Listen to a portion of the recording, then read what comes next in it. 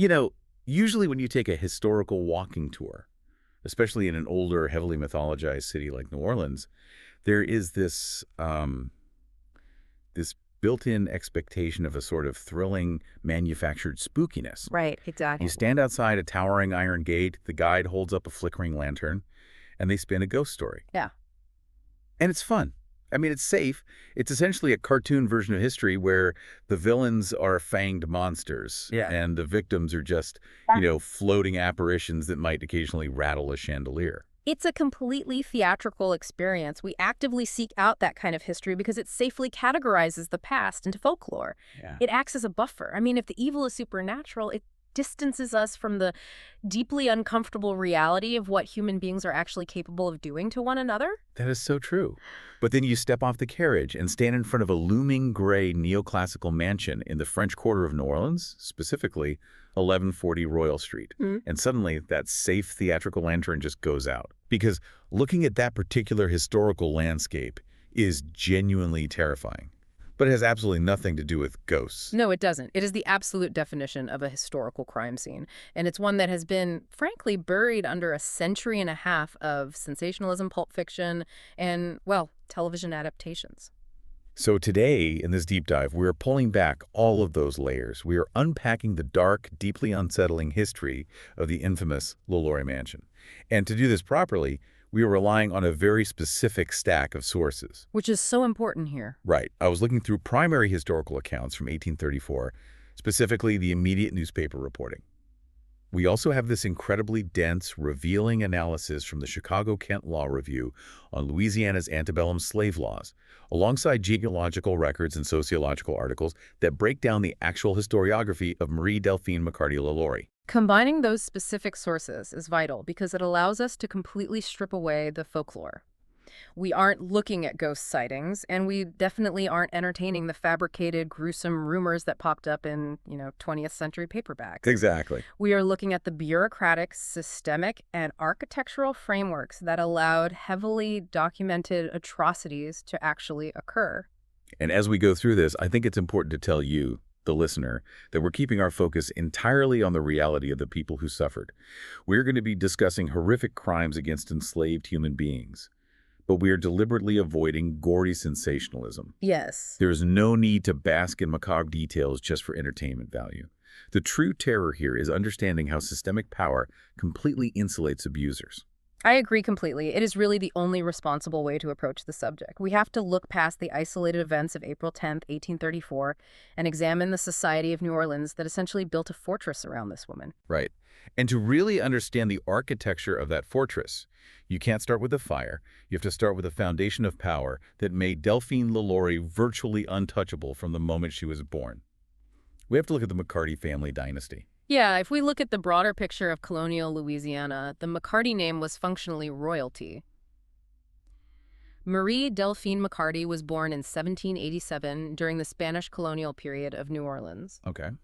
But the family's roots and their accumulation of power went back much further. Her father was Louis Barthélemy de McCarty, also known as the Chevalier de McCarthy. The family originally hailed from Ireland, relocating to France, and his father moved the family to New Orleans around 1730, smack in the middle of the French colonial era. Wow, so they had been there a while. Right, and they eventually shortened the name to McCarty to assimilate into the local aristocracy. And her mother was Marie-Jeanne L'Arabe, who was a remarkably prominent figure in the European Creole community. I mean, we're talking about a family so deeply embedded in the civic and social fabric of the city that Delphine's cousin, Augustin de McCarty, actually served as the mayor of New Orleans from 1815 to 1820. They were an institutional power. When you are born into a family that has successfully navigated the turbulent geopolitical transitions from French rule to Spanish rule, and then eventually to the American administration following the Louisiana Purchase in 1803. You're not just rich. Exactly. You aren't just wealthy. You are born into an architecture of absolute social immunity. You understand how to manipulate systems. And Delphine's life, particularly her 3 marriages, operates as a masterclass in consolidating that wealth and navigating those changing regimes. I was struck by her marital history in the records because it reads less like a romantic biography and more like the playbook of a political grandmaster. Mm. She's consistently moving through different colonial power structures, building this impenetrable social Well, capital. absolutely. Her first marriage takes place in 1800. Delphine is only 13 years old, and she marries Don Ramon de Lopez y Angulo. He is a 35-year-old widower, but the age gap is secondary to his political utility. He is a high-ranking Spanish royal officer. Specifically, he was the intendente of the Louisiana colony. In the Spanish colonial system, the intendente was an incredibly powerful role, tasked with managing the treasury, economic administration, and military logistics. So he's practically running the place. Pretty much. It made him second only to the Spanish governor. By marrying him, the McCarty family was cementing a direct line to the absolute highest tier of Spanish colonial authority. But the Spanish bureaucracy was incredibly rigid, and that marriage actually caused an immediate administrative scandal, right? It did. Colonial officials of his rank needed explicit royal permission from the King of Spain to marry local women.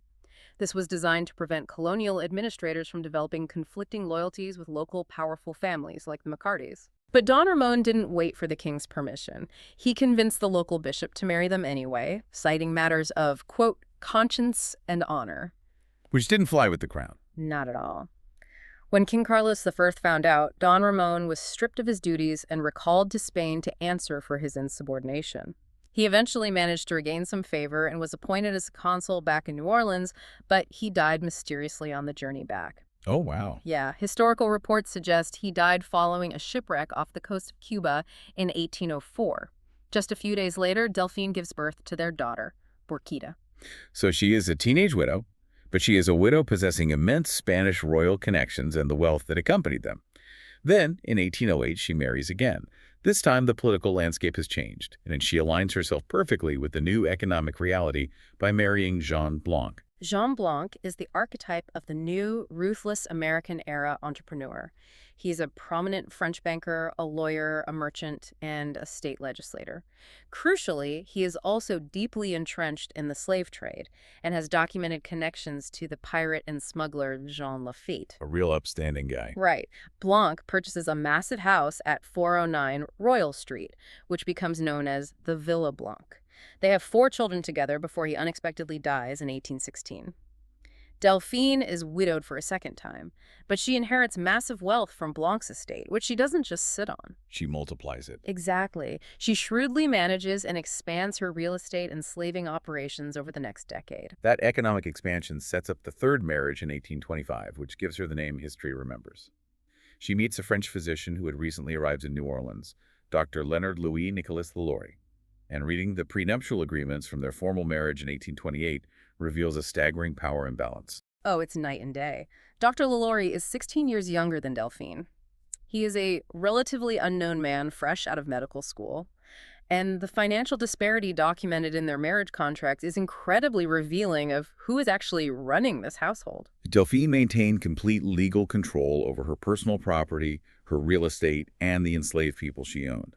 Her net worth at the time of the marriage was calculated at $67,000. And Dr. LaLaurie brought exactly $2,000 to the marriage, which wasn't even liquid capital. It was completely tied up in his late mother's estate back in France. Okay, let's unpack this for a second. To put that $67,000 into perspective for you, in the late 1820s, that is an astronomical dynastic fortune. She completely dominated this relationship financially. She held all the cards.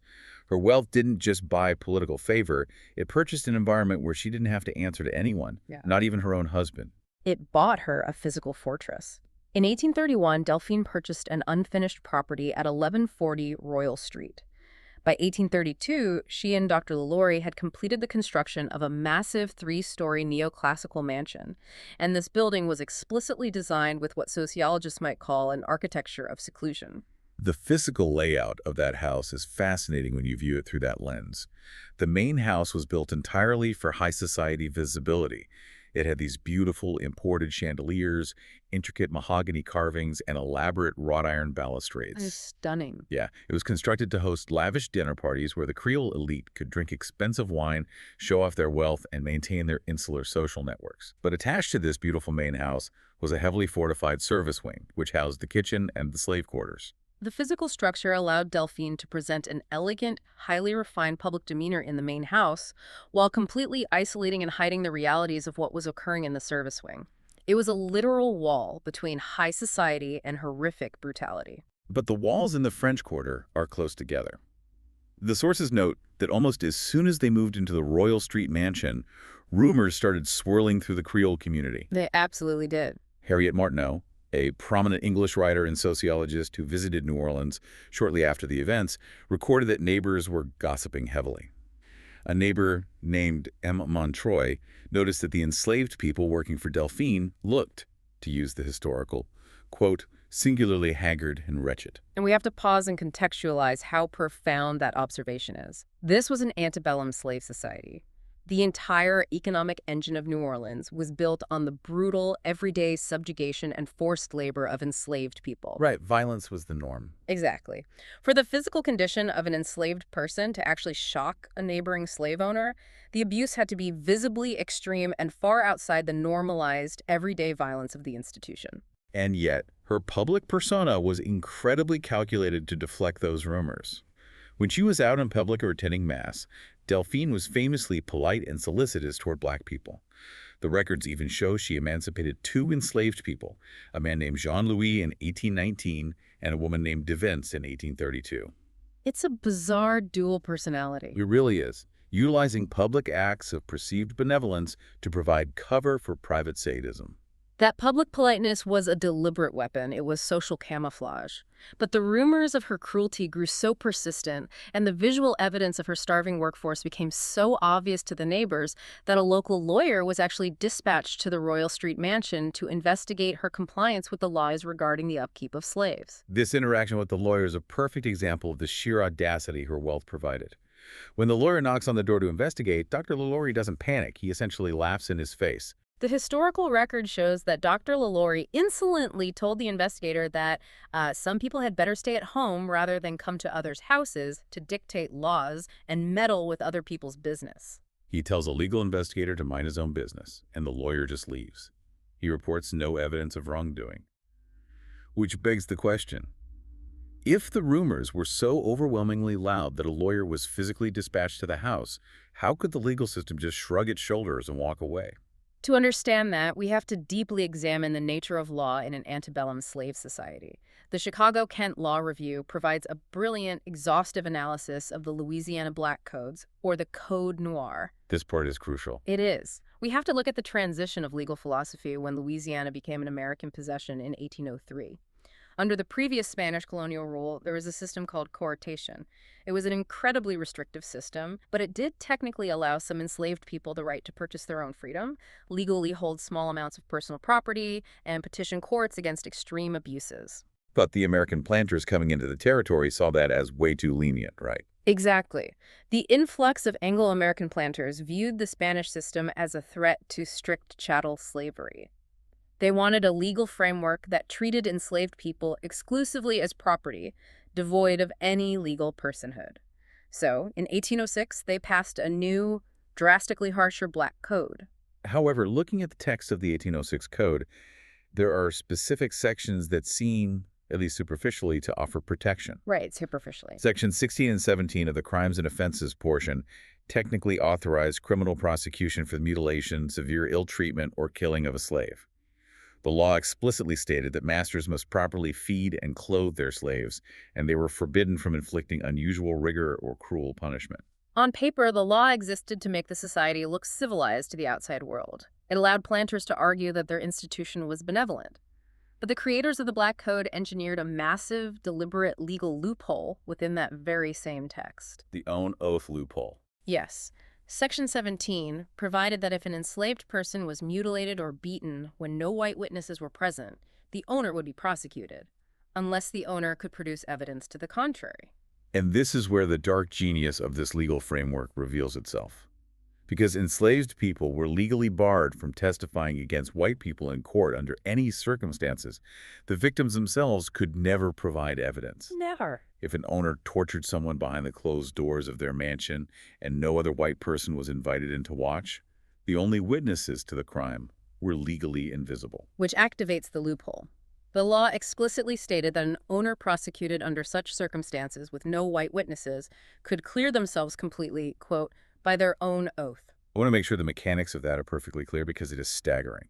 So the law existed on paper to look civilized, but in practice it was essentially an honor system for abusers. That's exactly what it was. An investigator says, "You are accused of starving and mutilating this person. Do you swear you didn't do it?"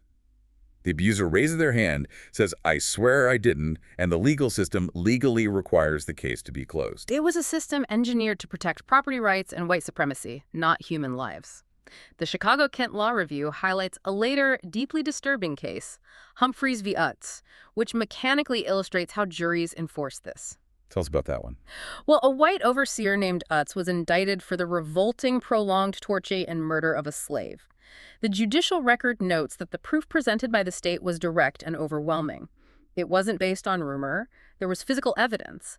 And yet the jury, which was composed entirely of white men who were likely planters and overseers themselves, brought in a verdict of not guilty. Because convicting one of their own would establish a precedent that the state had the authority to police what a master did with his property. They acquitted him to protect their own future impunity. Precisely. The legal system prioritized the absolute, unquestioned power of the master class over any humanitarian concern. Delphine LaLaurie understood this legal shield intimately, and we have concrete proof that she tested it long before the famous fire. Right. She faced actual criminal charges in 1828. She did. She faced a state prosecution in the criminal court for the abuse of her slaves. Now, the original court transcripts of the trial itself have been lost to history, but we do have the financial receipts surrounding it.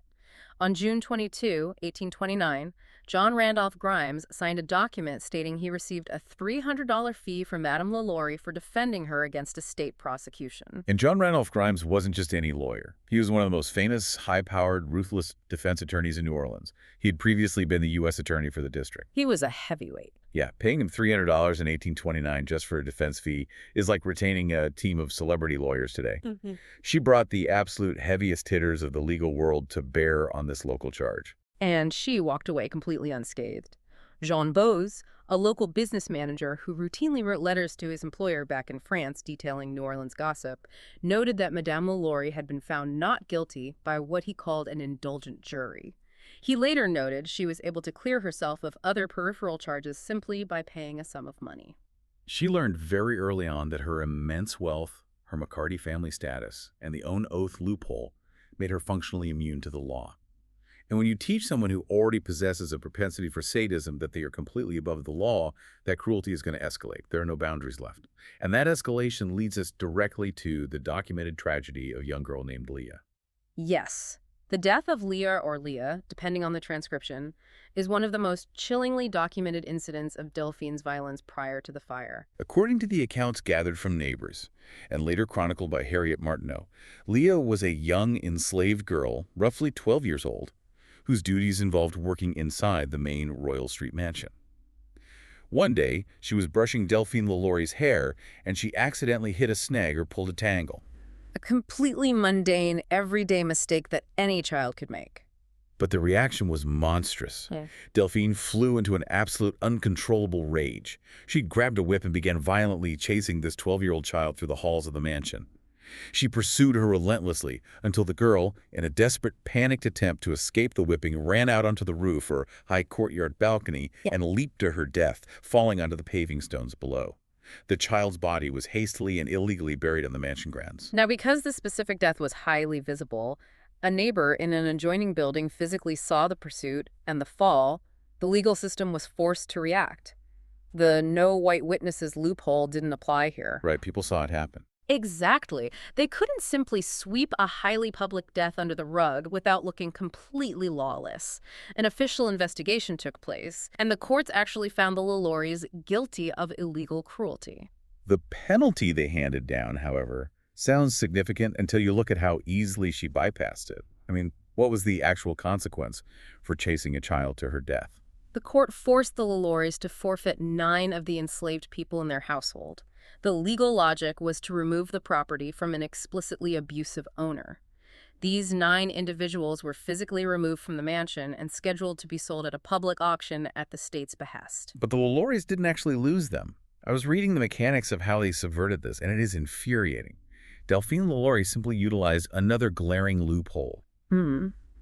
the straw man purchase. Yes. The court ordered the auction, but the law didn't strictly prohibit relatives of the convicted from participating in that auction.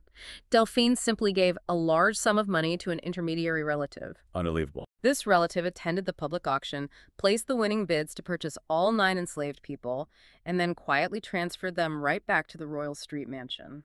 Describe the moment this happens. What does it do to a person's psyche when they literally kill a child, face the justice system, and the system just hands them their victims right back? It completely validates her darkest instincts. It confirms her deepest belief that she is untouchable.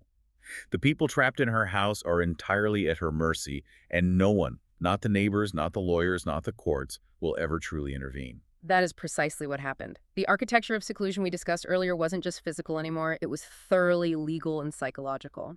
She had tested the boundaries of the state, and she had won. Which brings us to the morning of April 10th, 1834, the day that total seclusion finally, violently broke. And the catalyst for the exposure wasn't a sudden bout of conscience from a neighbor or a heroic rescue operation mounted by the authorities. The exposure was triggered by an act of desperate, suicidal resistance by one of the victims herself. It started as a morning like any other at the mansion. But smoke was suddenly spotted billowing from the service wing. A fire had broken out in the kitchen.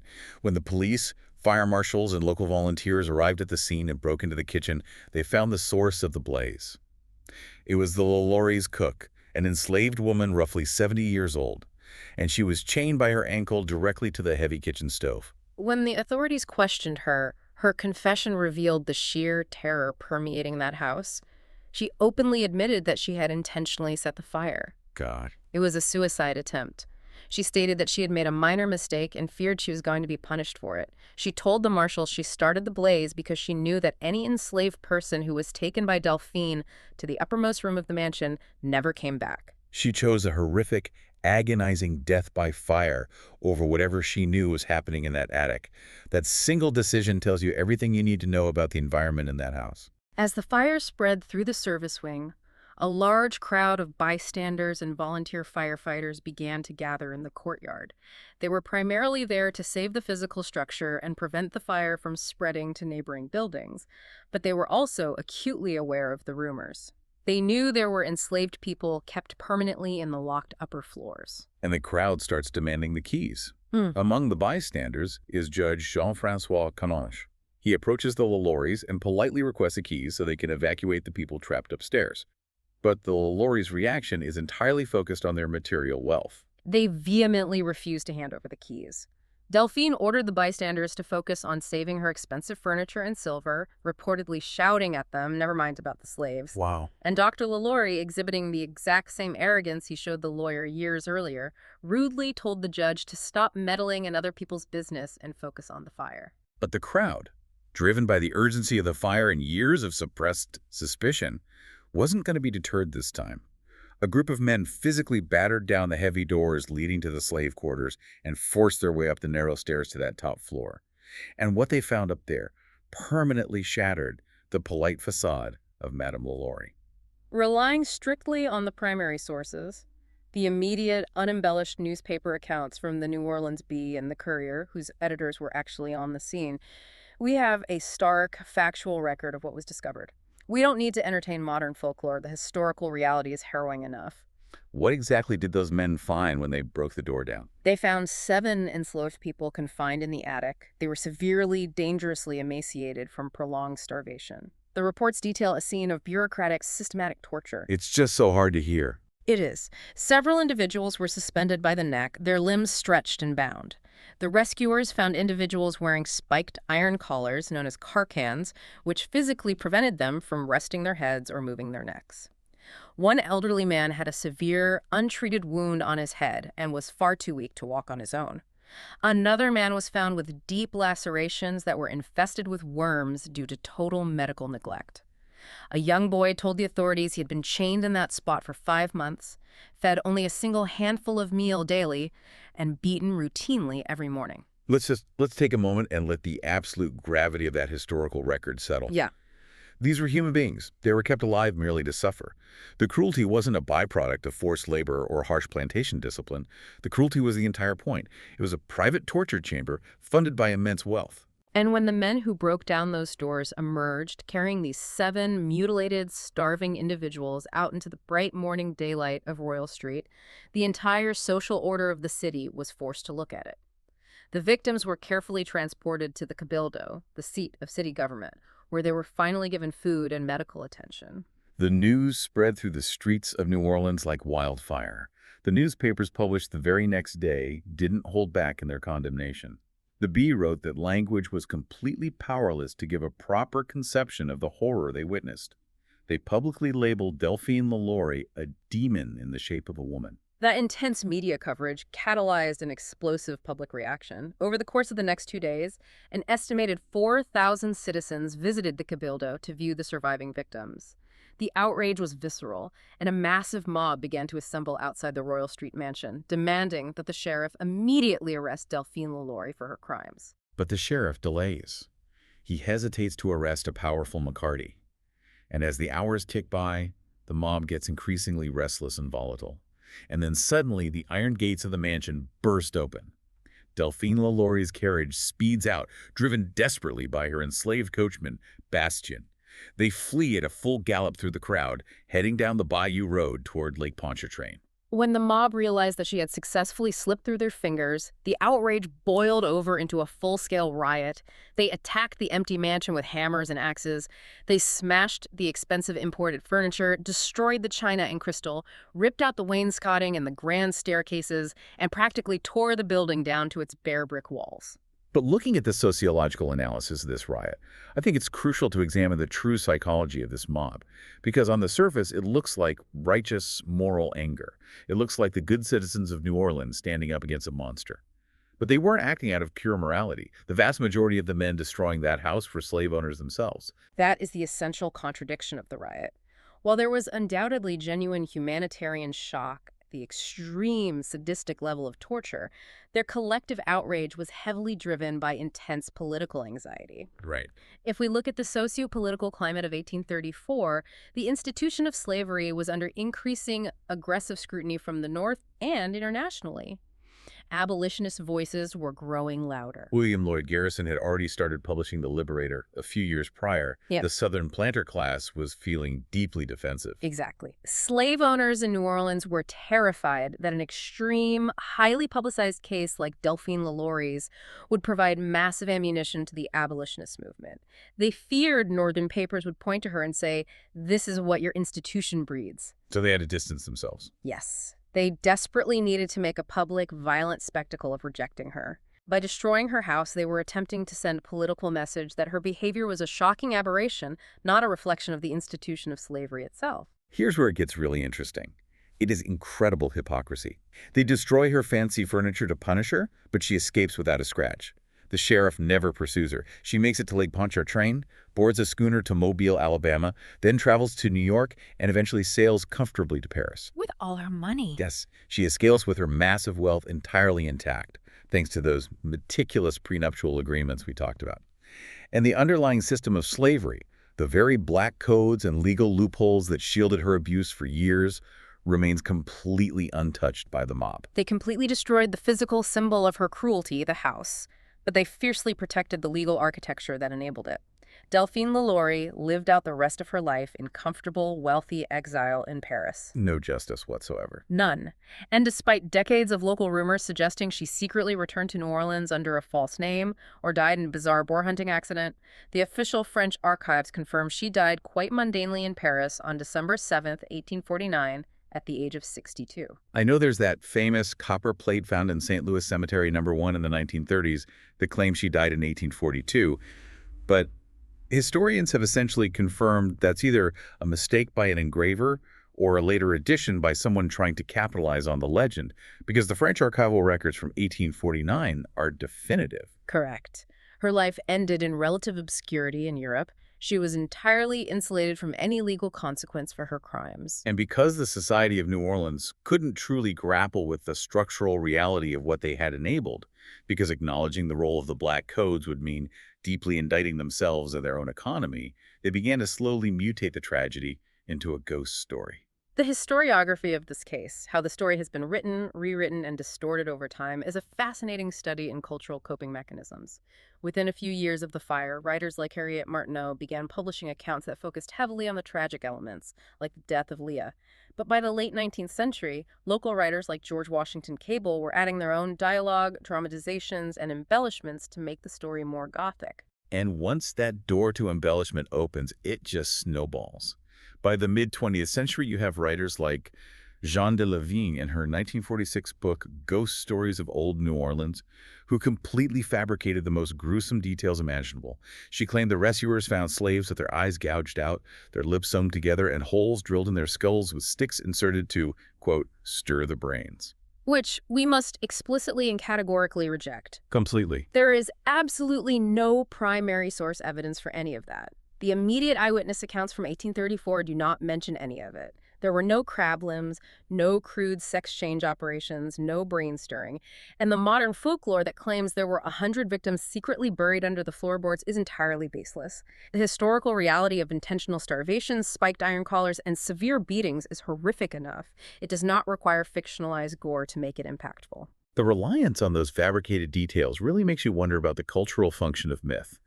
When you hear a ghost story on a walking tour or watch a highly fictionalized TV show, it's thrilling. It gives you a little jolt of adrenaline. But the historical truth that a wealthy, politically connected woman legally tortured people in her attic while her neighbors looked the other way and the law actively protected her is genuinely terrifying. What does it say about us that we prefer the monster myth to the historical mirror? It tells us that we deeply prefer our evil to be supernatural rather than systemic. If Delphine LaLaurie is framed as a supernatural monster, a vampire-like figure obsessed with blood and bizarre medical experiments, then she is an anomaly. She is a freak of nature. Right, she's not one of us. Exactly, and if she is an anomaly, society doesn't have to take responsibility for her. But if she is simply a wealthy woman who effectively utilized the legal frameworks of her time, the black codes, the own oath loophole, the social capital of the McCarty name, to commit mundane, bureaucratic evil, then society itself is implicated. Turning her into a cartoon caricature protects us from facing the sheer banality of her cruelty. That is a profoundly unsettling point. The true ghost haunting that property isn't a spirit rattling chains in the attic. It's the legacy of a society that legally prioritized property and power over human life. And that physical property, 1140 Royal Street, is still standing today. It was rebuilt by a man named Pierre Trastor in the late 1830s after the mob practically destroyed the original structure. Over the decades, it's been utilized as a high school, a music conservatory, an apartment building, a bar, and notoriously, it was briefly owned by actor Nicolas Cage in the late 2000s before facing foreclosure. It's had quite a history. It has. It stands today as a constant looming reminder of this history, heavily photographed by tourists who are often completely unaware of the true systemic failures it represents. Which brings us to the end of our deep dive. Our mission today was to look past those tourists with their cameras, to look past the ghost stories, and to remember the actual victims. But as we wrap up, there is one final piece of the archival record that I want you, the listener, to carry with you. It's a really important piece. It is. When Delphine LaLaurie fled the city in 1834, her massive wealth didn't vanish. She left her estate in the hands of her son-in-law, Placide Forstall, granting him full power of attorney. He was officially tasked with selling off her remaining assets. He sold the ruined, riot-damaged house, and according to the historical sales records, he sold 11 of the enslaved people she owned. Yeah. But at the time of the fire, the legal ledgers show that Delphine LaLaurie owned 30 enslaved people. If 11 were sold, that leaves 19 enslaved men and women completely unaccounted for in the archival record. 19 people. In a society where human beings were meticulously tracked, insured, heavily taxed, and recorded as property, a certain gap of 19 people is chilling. They weren't recorded among the dead discovered in the fire, and they weren't recorded in the subsequent estate sales. So, as you step away from this history, I ask you to mull over the fate of those 19 forgotten souls. The people whose stories weren't recorded by the fire, who didn't become part of the legends or the ghost tours, but who simply vanished into the dark, silent margins of history.